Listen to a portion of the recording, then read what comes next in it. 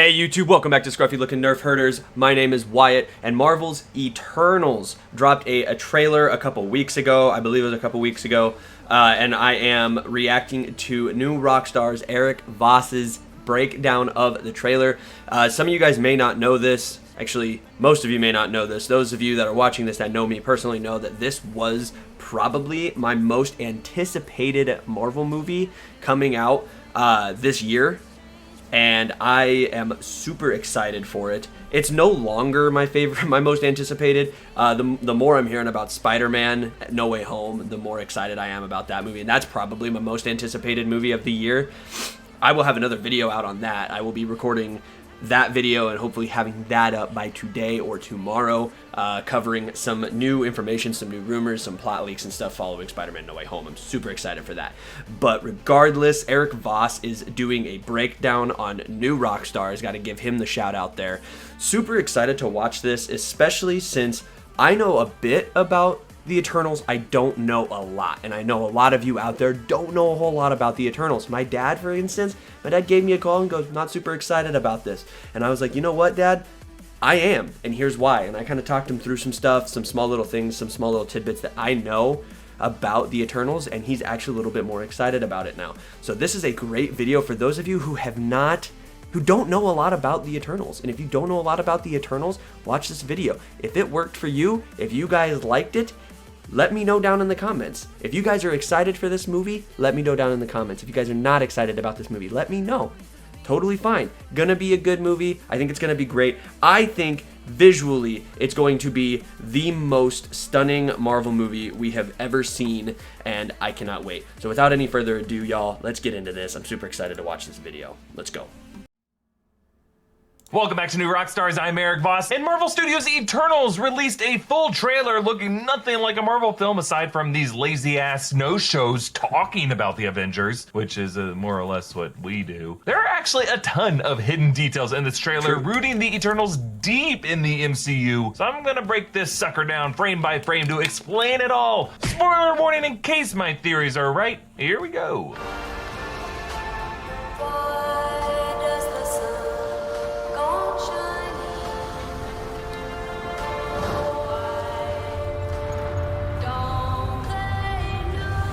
That looks so cool, man. That shit looks so cool. So the trailer opens on ancient civilizations reacting to the Eternals' arrival. Their ship reveals itself with its decloaking technology similar to the tech we've seen used by the Skrulls and S.H.I.E.L.D. with that helicarrier. But here the decloaking bleeds from these golden symbols, which match the cosmic energy that emits from the Eternals' bodies. Now these golden shapes look like a more dressed down version of the golden eldritch magic runes that the MCU sorcerers conjure, suggesting that magic might be built on top of the magic that the Eternals introduced to Earth. I just love the design of the Eternals ship as a dark, hard-angled block, which has got to be a nod to the monolith in Stanley Kubrick's 2001: A Space Odyssey, which, like this moment, represented an advanced race introducing technology to an ancient Earth civilization. The imagery also evokes the film Arrival, which touches on similar themes, but with time heptapods. Now, could the Eternals actually have risen from beneath the water here? Arrival. I bring it up because this film is all about ancient civilizations that have been on Earth since the beginning. One of which we know from Iron Man 2 is gonna be the civilization of Atlantis. And we know. And one of the things we do know about this movie, I can't remember if it's 40,000 years, 400,000 years, or it's not 4,000, it might be 4,000. But this movie will span like 400 to 400,000 years. I don't remember what the exact number is of this universe, of the MCU, telling their whole story. So that's gonna be really cool. I'm really excited about that.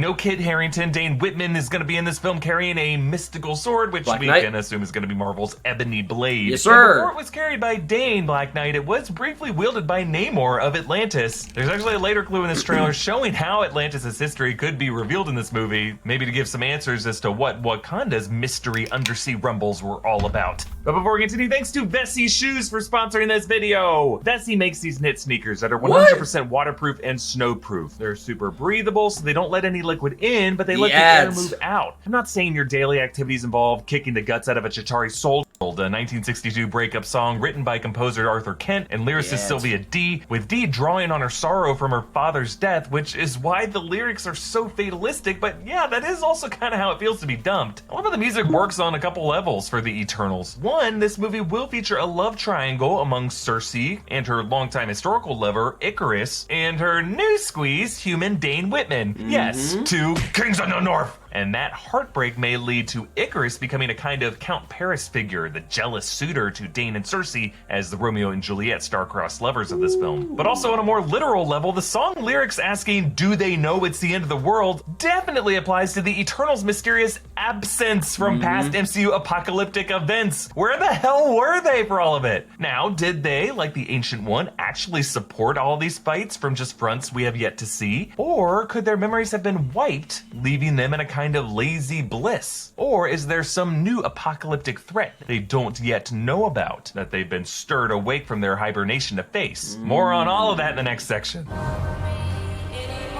Speedful. I'm curious why they're coming out now. Listener. Why they're coming in to help now. Like that's curious to me. Why they've been hiding so long. They obviously trusted the Avengers.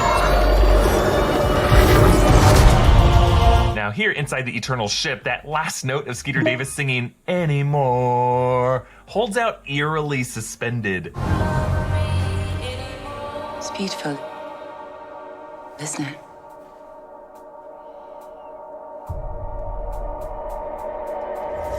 Almost like Icarus himself, holding on to that word, suspicious that Cersei might not love him anymore someday. Now, Icarus leads the Eternals alongside Thena, Angelina Jolie, their military commander. I love how you can see her cosmic energy stitching together the plating of her armor here. Then Ajax, Salma Hayek, is the group's spiritual leader and healer who can still communicate with their godly creators, the Celestials, the giant armored space gods who we saw briefly in Guardians of the Galaxy. Ego is technically a Celestial. The severed head of Nowhere is technically a Celestial head. Hopefully they'll show up in the next trailer because they're awesome. So Ajax believes in helping mankind, as does Phastos, Brian Tyree Henry, who's a master of technology. That background tank behind Ajax and Phastos looks a lot like a greenhouse containing various plants and fungi. These could be the roots of miracle plants, superfoods, herbal medicines that Ajax and the others have planted in various civilizations to give them a leg up. Now Phastos weaves together a steampunky machine. It seems like this guy inspired mankind's great technological feats. He might have helped the Wakandans forge their vibranium into tools and cool stuff that they can use. Which, if you think about it, might include what eventually became Howard Stark's design of the Captain America shield, which insanely shows up 3 times in this trailer later on. But Phastos' display here could be his cosmic energy signature, as all the Eternals appear to have a unique design to theirs, with their specific energy matching the design patterns of their wardrobe. And Phastos, his being more elaborate, could be a composite of all celestial-derived technology, similar to how the celestial Ego used overlapping circles and ovals and ellipses as part of his whole aesthetic with his ship and his tableaus. And since with the celestial Aeson the Searcher, there's a whole history connected with the Infinity Stones there, and all of this cosmic energy might be derived from those stones. Now, filling out the rest of the Eternals lineup, we got Gilgamesh, played by Don Lee. He is the strongest Eternal. Then Kingo, Kumail Nanjiani, who lives a double life as a Bollywood star. Then Makari, Lauren Ridloff, who's deaf and she can move at supersonic speeds. Sprite, Leah McHugh, who looks like a 12-year-old, but can project illusions. And then Druig, Barry Keoghan, a standoffish Eternal who can control minds and disagrees with He's going to be the villain. He's going to be the villain. Mark my words. This film could be based on the Neil Gaiman run of the Eternals, which features Sprite erasing the memories of the Eternals, leaving them oblivious to their role as human protectors, and might also explain their absence to the past Marvel crises. This erasure might happen after the Eternals' ancient vanquishing of their mortal enemies, the Deviants, also created by the Celestials, but then that slumber might be interrupted by the attack by Thanos, who, in the comics, is technically an Eternal with a deviant gene. He's kind of the worst of both bloodlines, which would now make the Eternals feel super guilty for essentially sleeping through this catastrophic deviant resurgence. Okay, that makes sense. That makes a lot of sense. Was the end of the world. Next clip. That makes a lot of sense. We have watched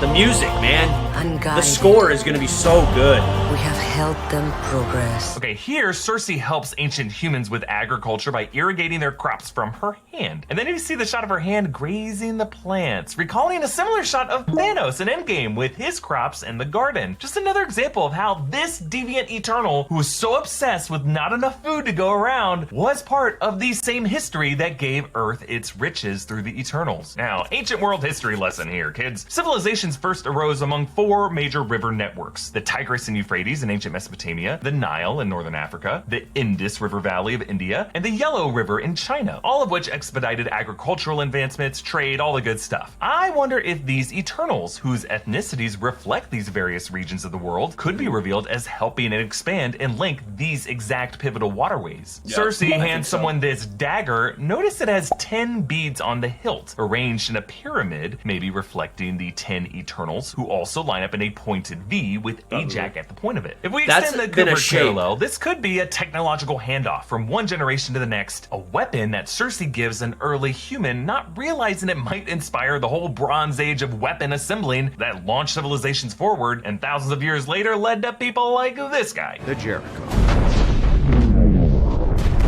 What a connection, man. Didn't even think of that. Didn't Moving even on. think of that.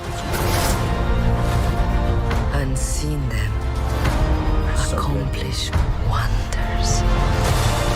Here Athena fights with a shielded warrior, but whoa, look at that. Is that not the same pattern as Captain America's shield? Star in the center, concentric stripes. Now, this looks like ancient times, and American stars and stripes iconography wasn't really a thing until the 18th century, but we never got answers exactly of how Howard Stark came about that vibranium for the prototype shield in the first Cap movie, only that he believed it to be all the vibranium left in the world, so he must have gotten it somewhere other than Wakanda. If a generous benefactor named Phastos hooked him up with that supply, Phastos may have also given him some tips on how to fashion it, which would link it back with the technology he had been giving victorious armies for millennia. Or, I don't know, maybe on Steve Rogers' Stone Delivery Time trip he dropped by ancient Mesopotamia and Johnny B. Good incepted their ideas for shield design. Then Makari, Athena, Gilgamesh, and Icarus and Kingo stand before these kneeling Babylonians at the famous Babylon. Ishtar Gate of Babylon. Now, pieces of it are visitable in museums. Ancient Right here, Babylon. Ajax says they've seen humans accomplish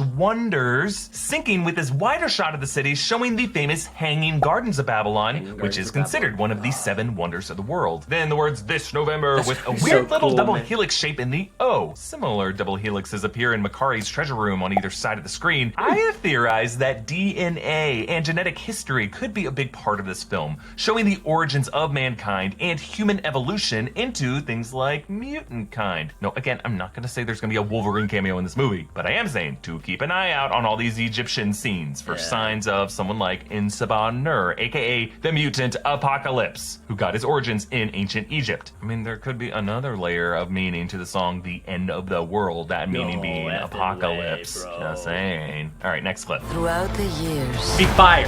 we have Fire. never interfered. Until now.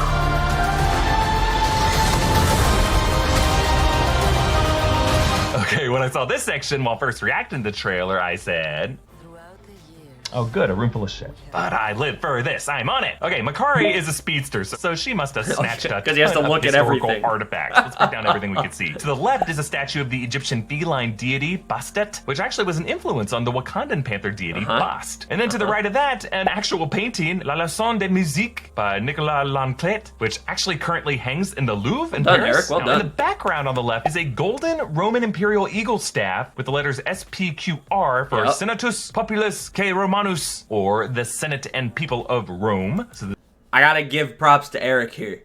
I'm a history major. I graduated with a history degree and a education degree. Much respect, man. Much respect to this man right here. Well done. I like that. Way to just rock those names. May have taken a few tries. I don't know, but way to rock those words and those names, man. Heck yeah.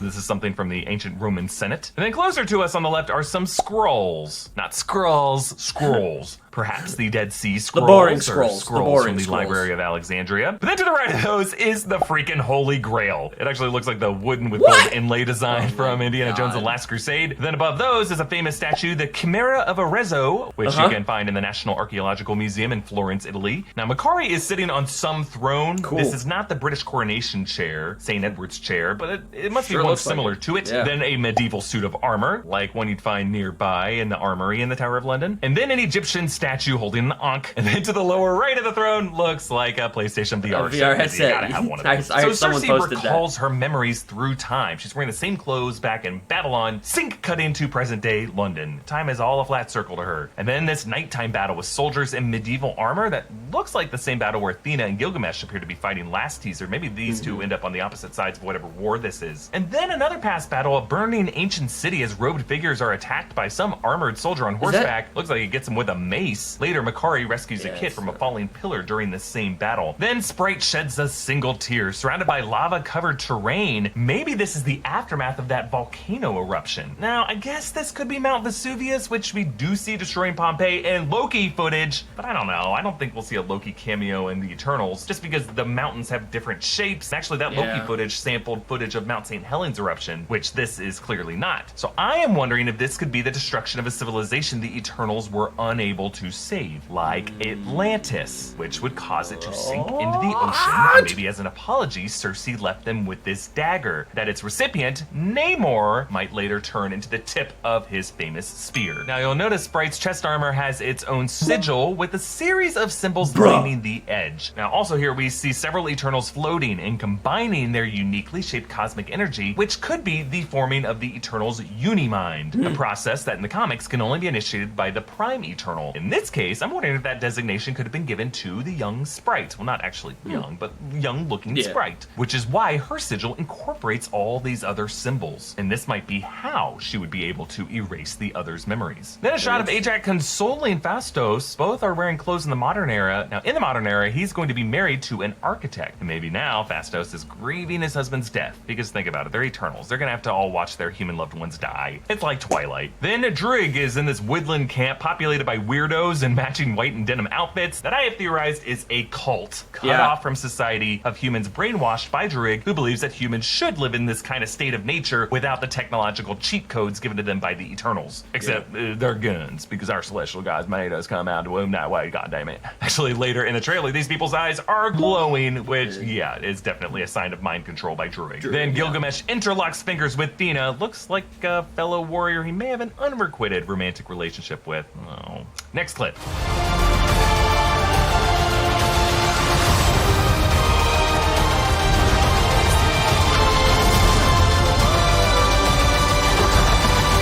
Okay, here we get this fun montage of Icarus and Cersei, first in ancient times, then what looks like a Hindu wedding, and then in the modern era. But notice how in each of them, Icarus looks way more into it than Cersei does. This isn't gonna end well. Then at this cult camp location, one of the Eternals places that cloaking spell now on a tree to make it invisible. I'm wondering if this could be Drigg trying to hide this from outsiders, like Hermione putting those cloaking spells when they were clamping. Then Kingo performs this amazing Bollywood dance number, probably from one of his films. Notice how his film costume matches his Eternals look, outfit, showing how part of him always wanted to keep that cool. part of his story alive. And behind Kingo, guards stand with shields that once again look similar to the shield before. Concentric stripes, maybe a star in the middle there. Yeah, Kingo's movie might even be a Bollywood version of the Cap story. A quick shot of Kingo grappling with this nasty beast. It's hard to tell what this thing is, though you can kind of tell a wispy tail, the body of a bull, but with folding hind legs, like a minotaur perhaps? What if what we are looking at here is a deviant, but the deviants on Earth are the beasts mankind has based its folklore upon, like the Minotaur, the Chimera, the Griffin, the Sasquatch, the Nessie, the Busey.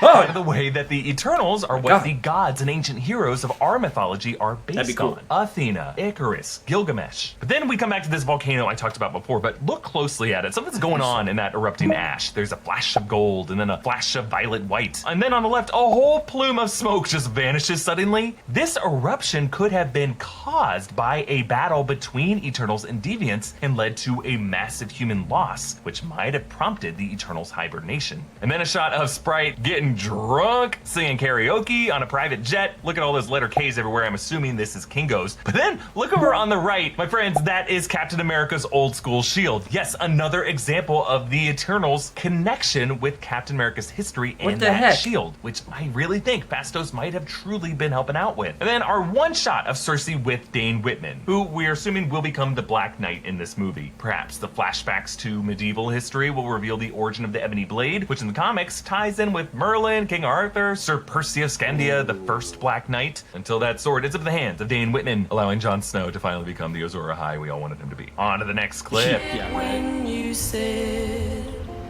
goodbye.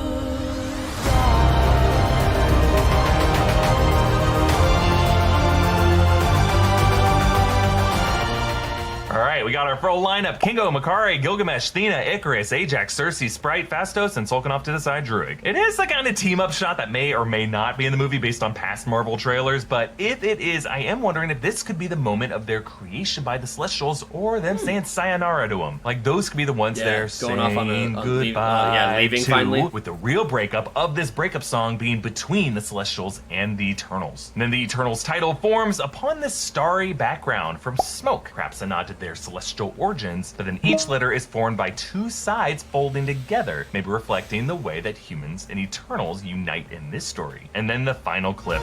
Thank you for this. Oh, you're welcome. So now that Captain Rogers and Iron Man are both gone, who do you think's gonna lead the Avengers? I could lead them.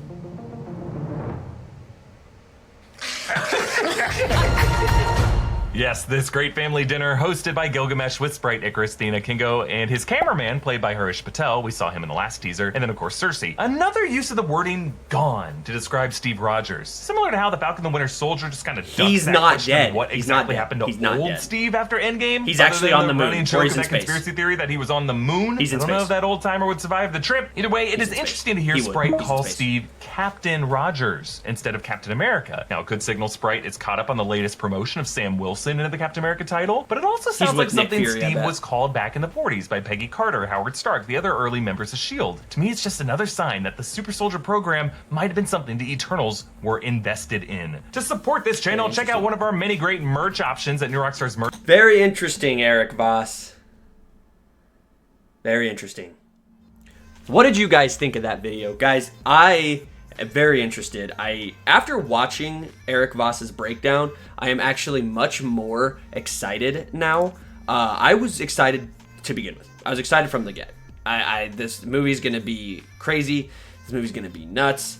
I cannot begin to express how cool this movie's gonna be. Yes, it might be a bit on the slower side, but I think it is going to be a full-fledged story. It is going to be incredibly fleshed out. It is going to be a full focused story, and I cannot wait for it. Let me know what you guys think. Tell me down in the comments. Guys, if you enjoyed this video, if you guys are excited for the Eternals as much as I am, let me know. Hit that like button, hit that subscribe, smash that bell so that you guys know every single time I post a video. There will be more videos in the future with two of my scruffy looking buddies. We will be doing podcasts. We will be covering E3 news. We will be covering DC Fandom news. We will be covering, what's the other one? The big one. The one that's making me feel like an idiot that I don't know. San Diego Comic-Con news. I'm such an idiot. I love you guys. Thank you guys. We'll see you guys in the next one. May the Force be with you. And MCU stand tall, baby. DC stand tall, baby. Love you guys. The night has come, it's cold and losing my control.